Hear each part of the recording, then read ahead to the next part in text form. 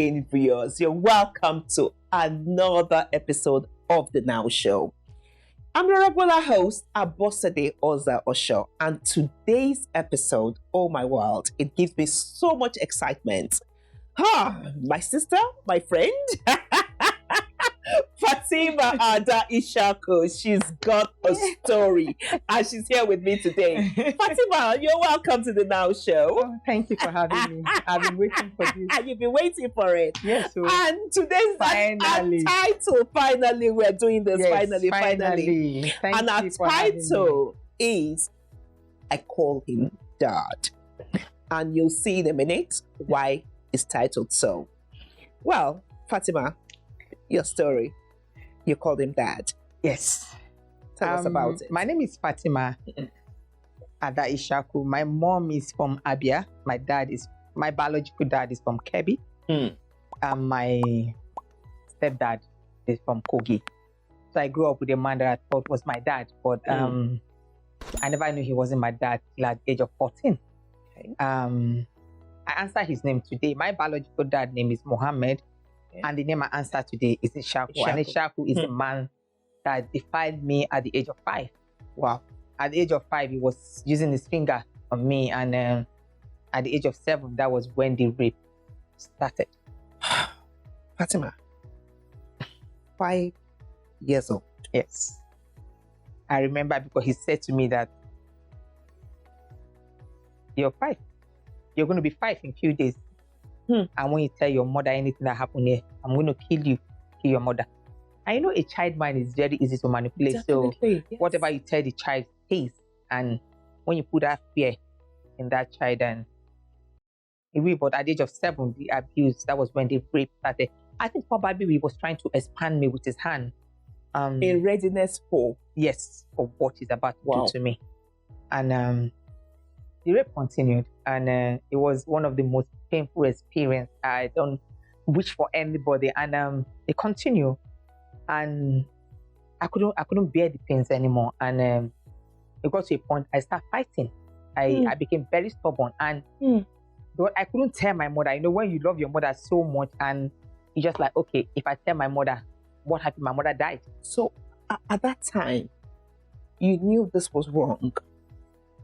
No, at the initial state, I didn't know it was wrong. I was just thinking about the pains I was going through. Not just thinking that it's wrong. All that was in my mind was pain. Why is it doing Why this is this to me? painful? Yes. And why is it telling me not to tell my mother? I would not tell my mother I would die. He would kill me and kill my mother.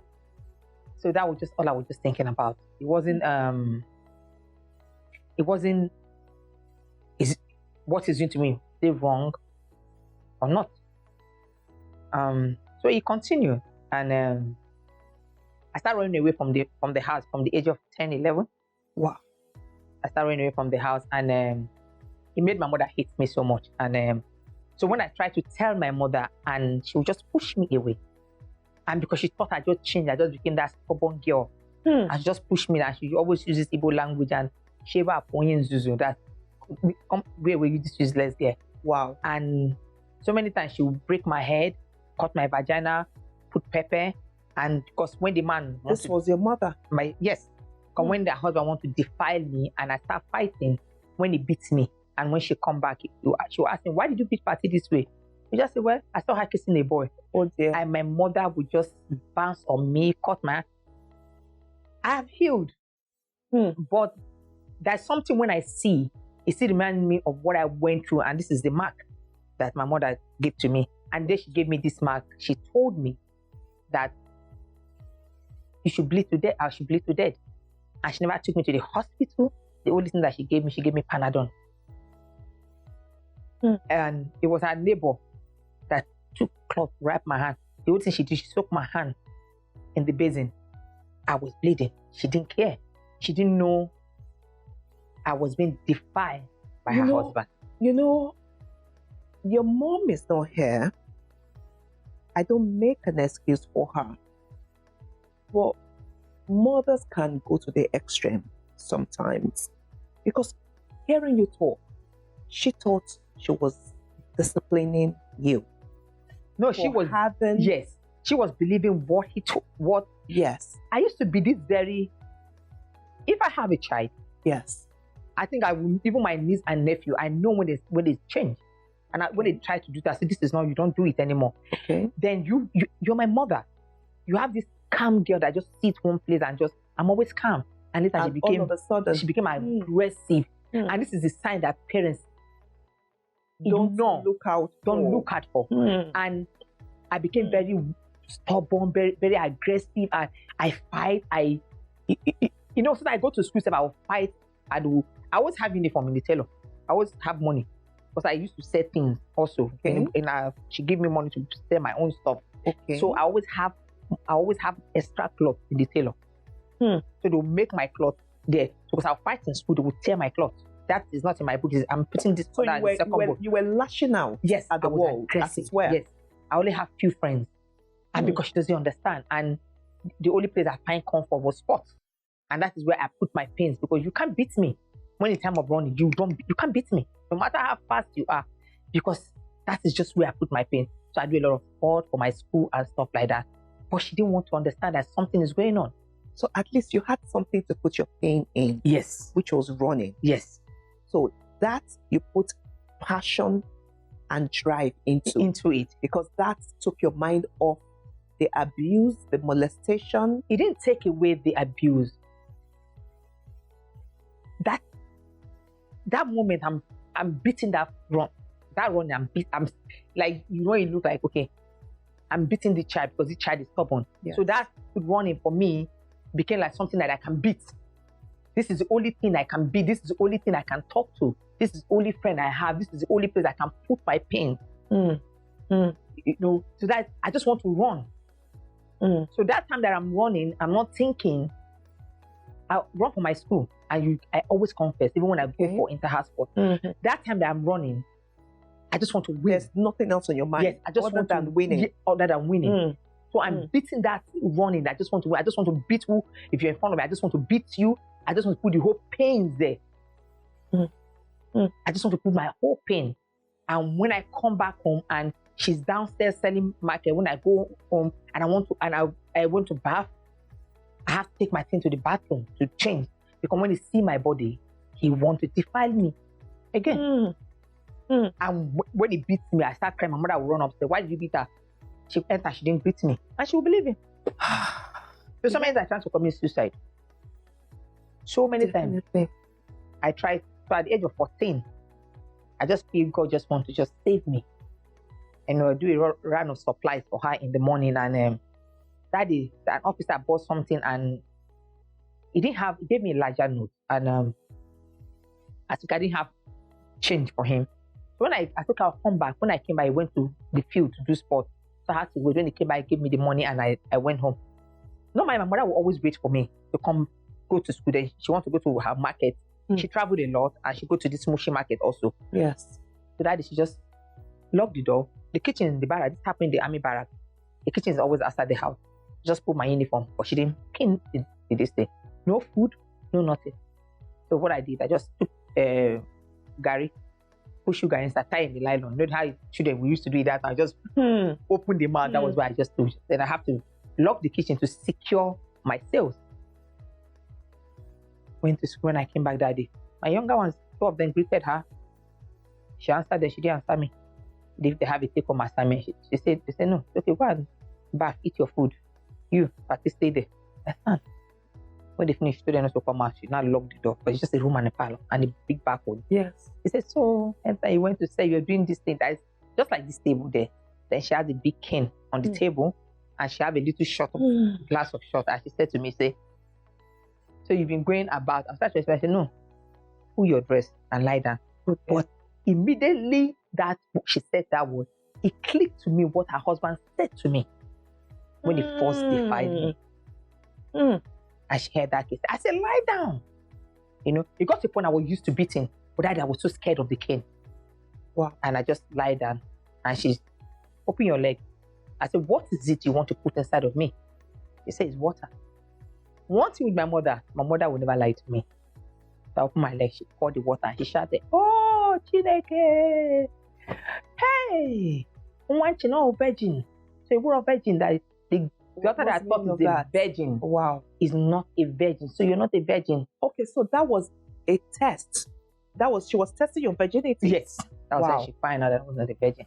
Wow. And why? Because I stayed late. I didn't come back home on time.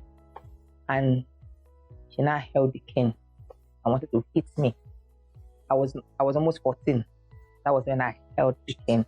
And I looked at my mother. I've never looked at my mother and said, don't hit me. I say, if I tell because you had become rebellious. I say, if I tell you, you will die, and I will die. I won't tell you. I've been trying to tell you, but you keep pushing me. Wow. You mark my hand. I say, remember the day I told you that when you caught my hand, I said to you, I say, the day you will find out the truth about what they're telling you about me is a lie, you cry your life out. I say, yes, the truth today. I say, it was daddy. Yeah, who is daddy? I say, our daddy, my daddy. Did she fall down? She just put her hand on her head. I said, Chineke, Pati, are you telling me the truth? I say, yes. Oh, we speak Igbo Hausa in my house. Yes. That's why we speak the both language. So, yes. Say, Pati, I say, yes. You know, she now say, my God. I say, so many times in your presence, I try to commit suicide. I'll take extra dose and just want to die. And she was like, okay, go and bath. Go and eat. At least she believed you. Yes. Don't say anything to anybody. My mom knew that I would never lie to her. Yes. I grew up not knowing how to lie. So that's what I always want to... Because you have cases where you hear the victims actually saying that they were not protected by their mothers. No, they were not. Especially when it's even a stepfather. Yeah. That the mother would rather look at her marriage and want to keep her marriage than the girl. Believe the daughter. Say, you know what? Stay in the house. Someday bear it. Someone will tell you to bear it that someday you're going to get married and go. When your home is not safe. Because I know a girl, I was the one that told her to run away from the house. Her mother would enter and see her husband defiling her daughter and tell her to bear it. So I told her to run away from the house. Till I left the barrack, I don't know where I get is today. Wow. So it's just a thing that I went through, and when all this why I never knew that he was not my dad. Can I ask you a question, Fati? How can a parent know when their home is not safe for their child? The thing with parents, the thing now is people, let me just use general terms, a lot of young girls, a lot of matured girls, but you think you're 40, you're 50, society pressure, you want to get married. It's just anybody that just come, anybody that's available at that moment, you just want to get married to that person. Because of the pressure of society and family. Yes. You don't check the criminal background of that person. You don't check his mental health. And mostly a single mother. Yes. Anyone who does that definitely must be up there. A single mother, you bring your child into a home. You should know your child as a mother that if you have a stubborn child, you know that this child is stubborn naturally. And a stubborn child that has been defied will later become calm and always scared. Yes. And when you have a calm child, so the opposite usually happens. Yes. And children always want to give you a sign that something is going wrong here. Let me use an example. Children always confide in something, and that is drawing. Children love to play with color. Like drawing. And most times you see a child will just draw mother, angel, maybe daddy, a monster. Oh dear. The mother will come and start beating that child. Why did you draw your father as a monster? Or your uncle as a monster? You need to sit your child down and find out from your child why. What makes you view your father as a monster? Yes. A child that is telling you the truth always look at you in the eyes. The child will not. When it says, yes, mommy, I didn't do it, you will know your child is telling you the truth. A child that is telling you lies will not look at you in the eyes, will be shaking. Wow.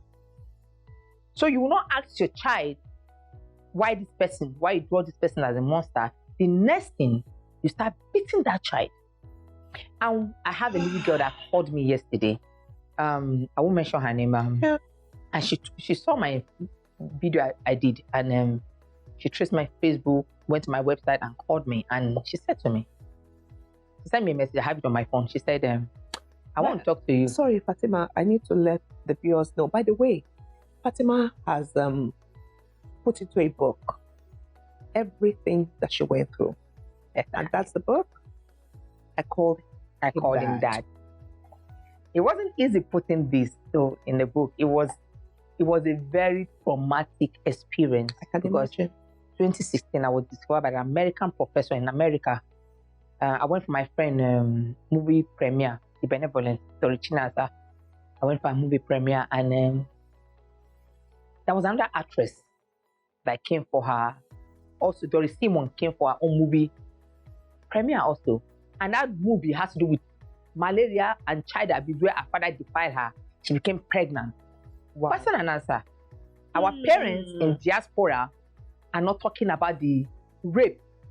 They were talking about only the malaria. Malaria is killing our children in Nigeria. What are you going to do about it? And me as a victim, I became pale. Wow. I like, when will these things stop? Why? This is not all about malaria. Where's malaria? When we're talking this the issue of rape and molestation. Raise my hand. Then the owner of the art gallery where they are having it on Putin said, "You give me the mic." And I said, "I'm sorry, I'm not trying to disrespect you, but this movie is not all about malaria. That's the two important things, malaria, but there's something more deeper than malaria. Yes, that is the rape." They look at me.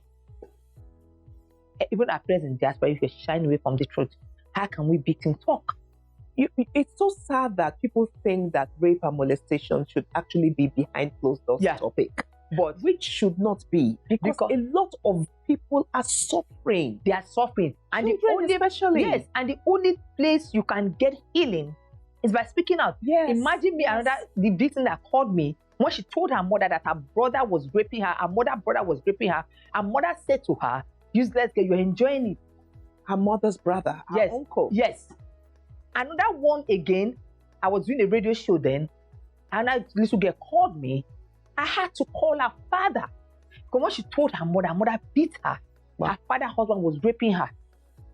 So I told her, "Give me your father's number." I called the father.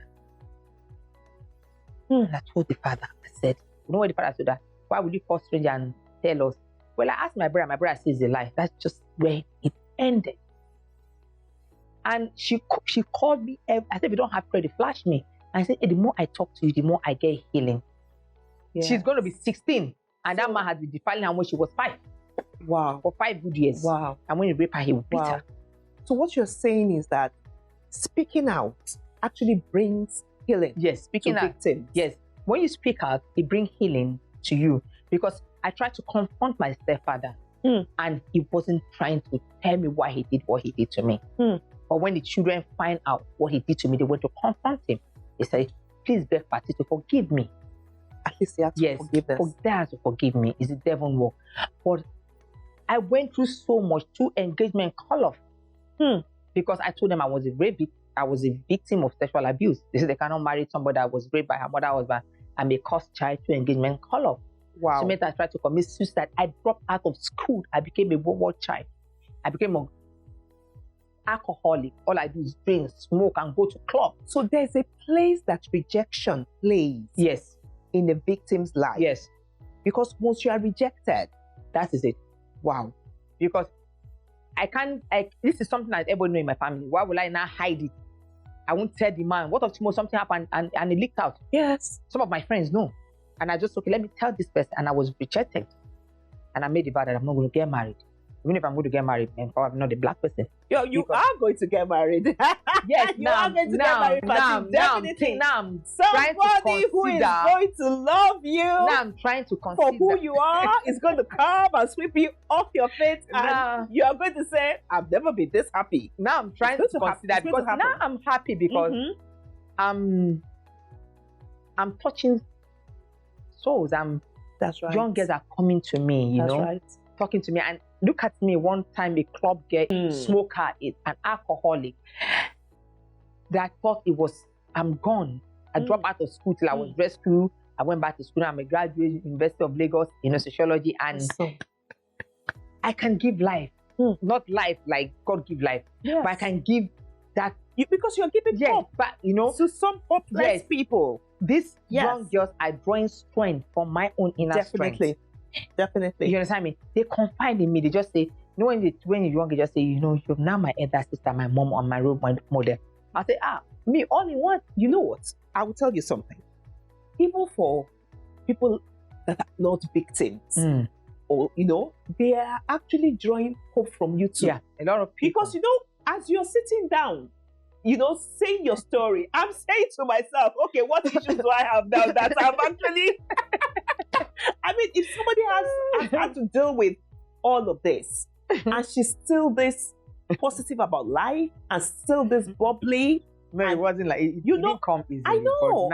There's a process to everything. Yes. But what you're showing us is that there's healing, there's hope. The day I start speaking out publicly, yes, that day, there is this strength that came in. Because the more I speak out, the more I do an interview, the more when they post, the more people go to insult me. So sometimes I go and I one time when I did one interview and so when it came out and I just get people just tag me. I'll just reading comment, I'll just be crying. I'll just be crying. And I read other comments where I don't comment, where people go and attack them.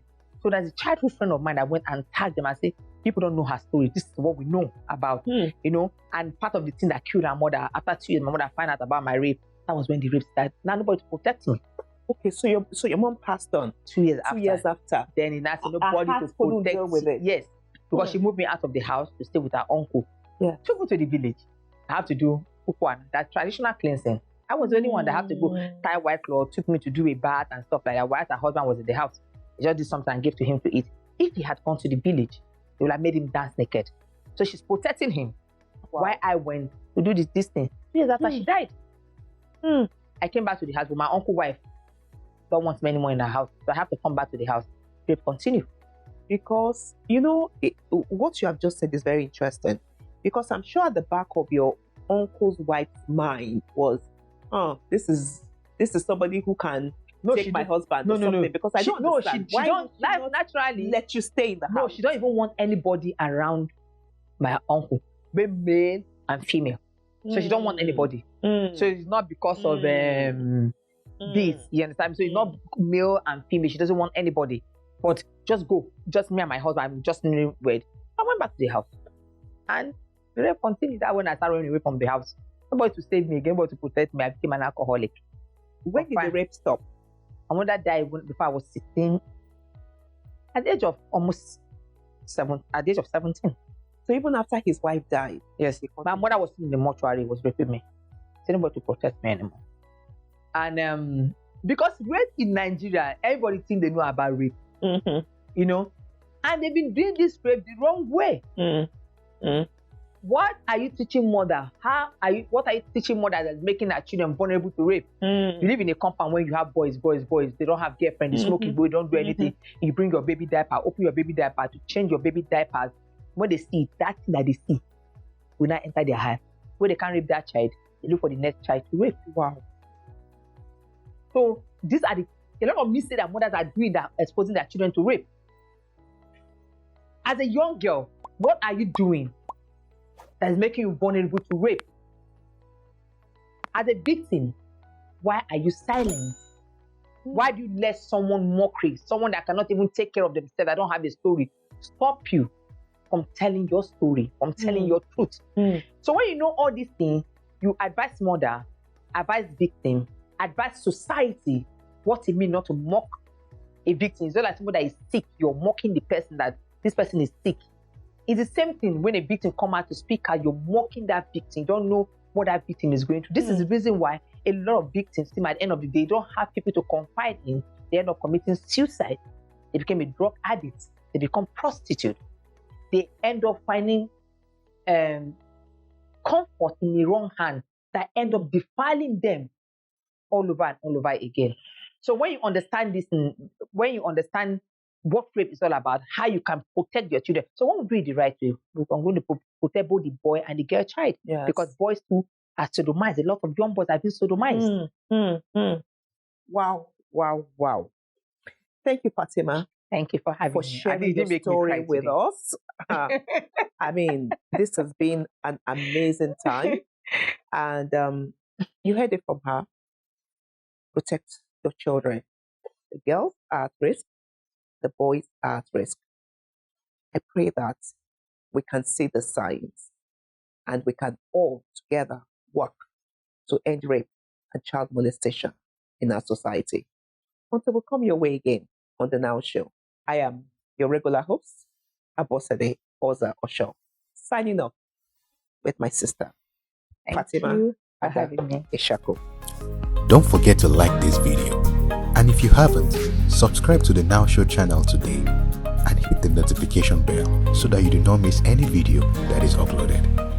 Thank you for watching.